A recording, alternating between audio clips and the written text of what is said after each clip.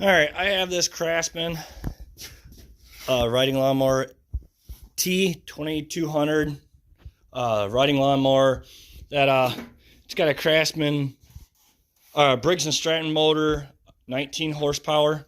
It runs just on choke, so I'll be showing you today how to clean the carburetor. Take it off first off and then clean it. All right, so we got the hood off already. Or it's off. It's open, I should say. We don't need to take that off. Now, there's this plastic cover right here that if you just pull up, usually when you pull up on them, they usually come off.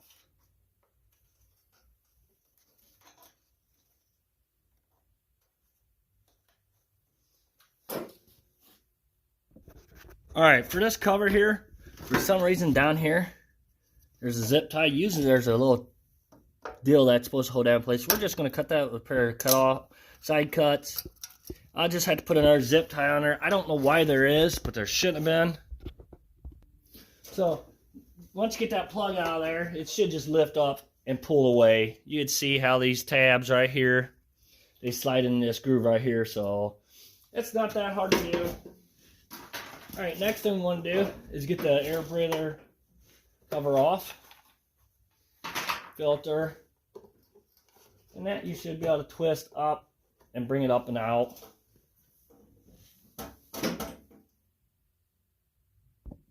All right, so back behind here, there's a bolt that needs to be taken out, and that's a 1/4 inch socket. So we're gonna get that off next.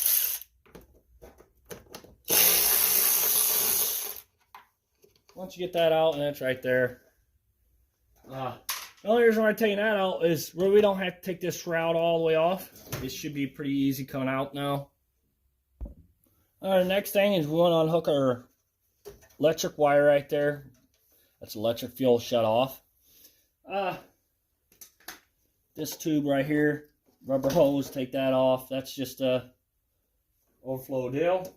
Now you need a pair of pliers, but first, before you take this off, you want to kink your gas line. If you got to shut off, then shut it off. You don't want gas to be dumping out. Then we'll get a pair of pliers, squeeze on that clamp, pull it back. If you twist on this gas line to get the seal to break, usually they come off pretty easy then. Just like that. And you probably want a pan down there because it may drip a little bit just from what remainder is in that line. All right, so we want to get these bolts off right here, which is 7/16 socket.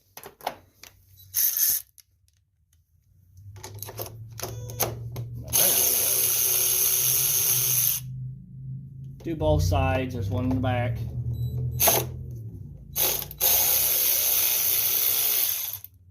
May have to play around with it a little bit to get back there, but... And then there's a rubber hose back there, which I'll show you once I get everything off. I'm hoping we don't have to take the shroud off, but I got a funny feeling we're going to have to.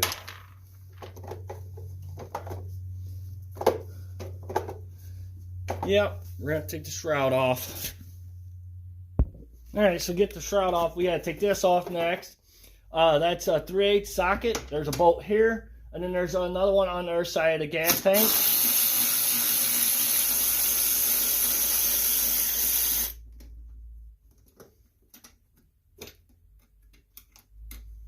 Don't lose the washer.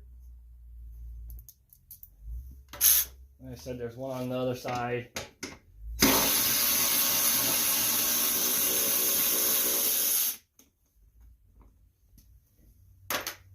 And then that should just come right up and off, just like that.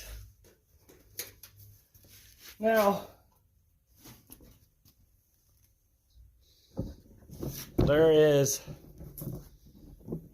2 bolts here, and then 2 up front, one here and one over here. That we'll have to get out, which we got to take them all the way out because this ain't a slotted shroud where it just slides out. And those are 3/8 bolts.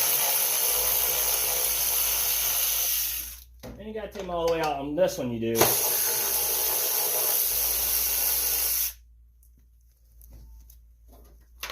remember where your bolts go, because usually sometimes the ones up here are different size than the others up front here.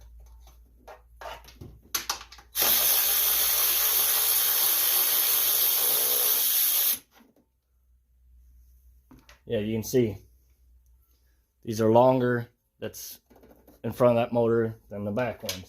So make sure you don't mix them up. Make sure you get them in the same spot. And I'm coming over here to do this other one. I'm going to have to get a 3/8 ratcheting wrench or wrench, wherever you want to get it. You just can't get a socket in there because the fuel tank's right in the way, that one. It kind of stinks because now it's going to take forever to get that out.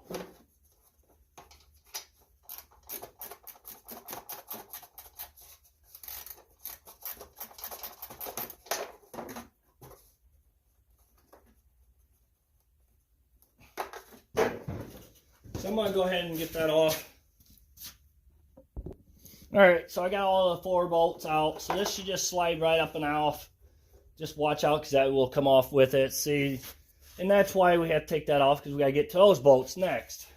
You think they would have designed something a little bit different on that end, but you know. Alright, so these bolts right here are 5/16 socket. So go ahead and get them off.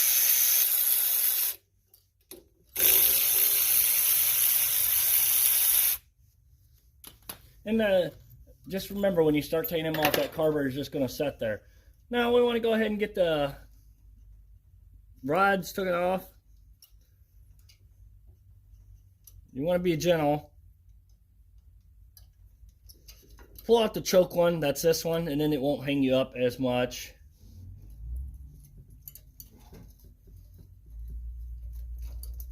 And you just got to play around. Just be real careful because there is this little spring deal right here that we got to have on there.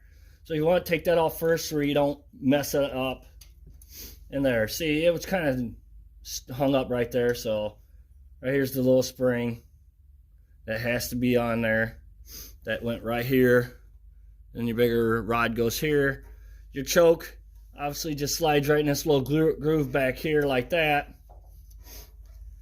So I'm going to go ahead and take that off because I don't want to be losing that. Now we're ready to go to the other side and clean it. Alright, to get started taking this apart, you'll need a 1/2" wrench. In between this, you want to take that off. There will be gas, so you probably want to have something to catch it. There's gas in the ball. Don't drop stuff like I just did. That's just electric shut off. So, and you just tap on the ball and it should just come apart.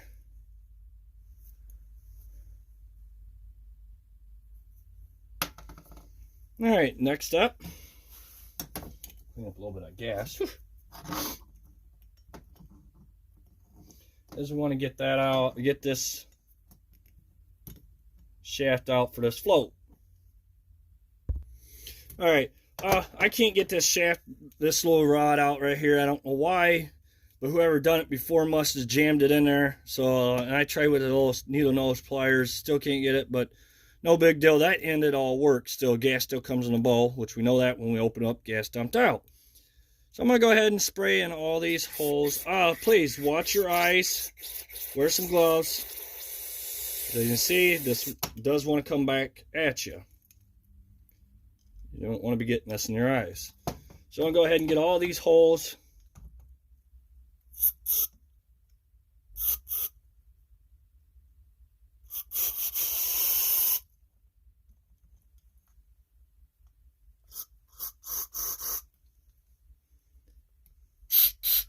And this is carb cleaner, so you know, go to your parts store and get you a can to clean all this out. Just whatever you do, try not to spray on that gasket there too much. That's holds your bowl in, because usually it messes with them. Then you have to buy a new gasket.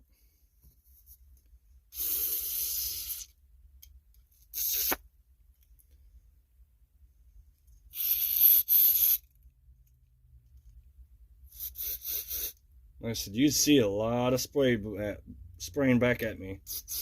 You don't want to get this in your eyes. Alright. Alright, and then make sure this does what it should be doing. It should move like that pretty easy. What you can do is go put it back on the machine, plug it in, and then turn your key on and leave it against the motor to where it ground out, and it should suck this down. If it does, then it works, which mine does. Alright, so we're going to go ahead and make sure everything's cleaned up really well on it. I already sprayed through all the holes.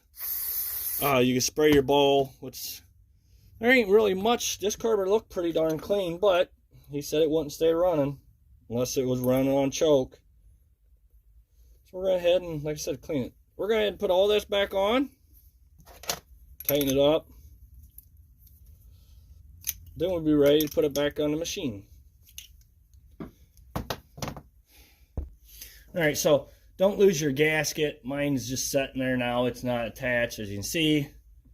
So we're going to go ahead and put all these, the governor rod and all that back on.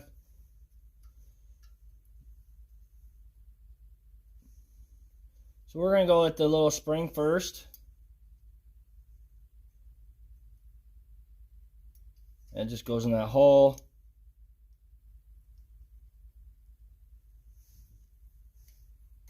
And like I said, you got to play around with this other one.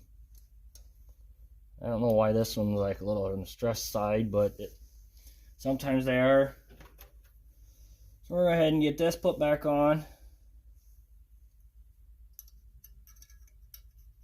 Like I said, that slides right in that groove there.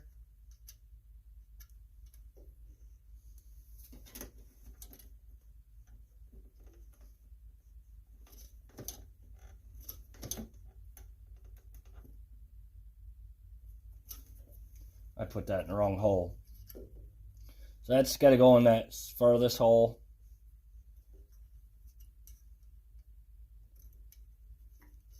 And it should be now right. Yeah, okay. The way I test is, you know, you put choke on and you put it back to where it bumps in, the throttle does, and it should release and be all the way like that. Sometimes, you know, I even mess up and forget which way it goes, so no one's perfect. Alright, so we're going to go ahead and get these bolts put on. Make sure you got your gasket in between the carburetor and the motor right there, the intake.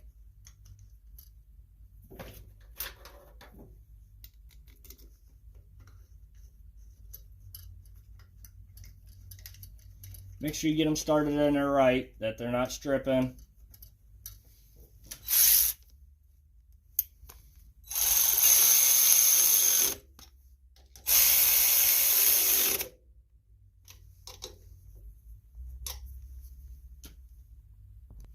So we're going to go ahead and put our electric wire back on for the electric field shut off. Gas line, go ahead and put that on there. Then put your hose clamp back on. You can take your pliers off, or your little pliers off, whatever you got. You turn your gas back on, let the bowl fill up. Alright, the choke rod, go back into your first hole before you do it, because yeah, it was in the wrong one. I don't know why, but I did put it in the wrong one, so. Alright, I did forget to show you one thing on this carburetor. This one has this screw-in jet right here that I did take out when I was over there doing it and didn't show you. Well, I'm going to show you now. As you can see, spray this all out with your carb cleaner inside. Make sure all these holes are not plugged. Spray inside there, clean it out real good. If you got to, take a little needle or something to run through the holes. Make sure they're not plugged. And then just put it back in. And just tighten it down. Okay. And this is this hose right here I was telling you before. We got to get that on. So make sure you put that onto that plastic tube right here, the carburetor. And we're going to go ahead and put this on before we put the shroud on, because it's easier to put on now before the shroud's on there. All right, I got the nuts started. I'm gonna go ahead and tighten them down. You may need an extension. But I got away with not having to. All right, we're gonna go ahead and put this other hose on there too. The vent tube. Now we're gonna get our shroud put back on. I'll show you. I can't hold the camera and show you, but over here's your oil dipstick tube. You want to make sure all your plastic stuff stays back behind this end right here. So when you go slide it on, because if you don't, then what it does is it'll hit the flywheel.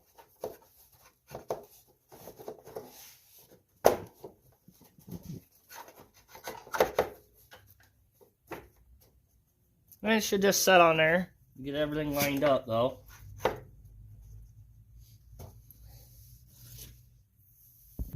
All right, remember, your longer ones, they go by your fuel tank and your shroud. So make sure you put the long ones up front. You have to try to line everything up.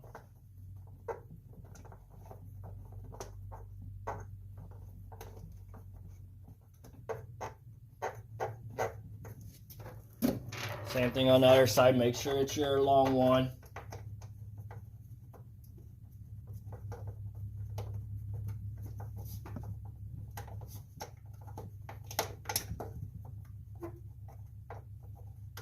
And it can be a bear. You just got to fight with it a little bit.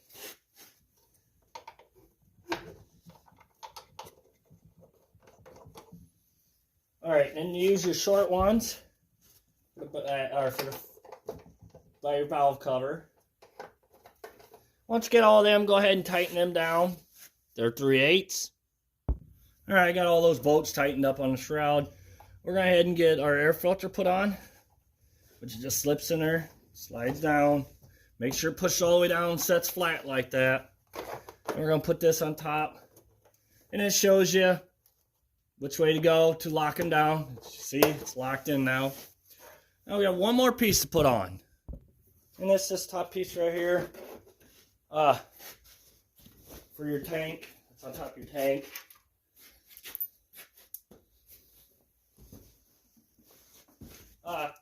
There's that little screw that goes underneath here that hooked into this plastic tube right here. I never put them back in. If you want to, you can. You don't have to. We're going to go ahead and get these put back on. One on each side. I've got to push the tank and everything around a little bit, because that's what holds the tank on too. And then get them tightened down. They're 3/8 socket.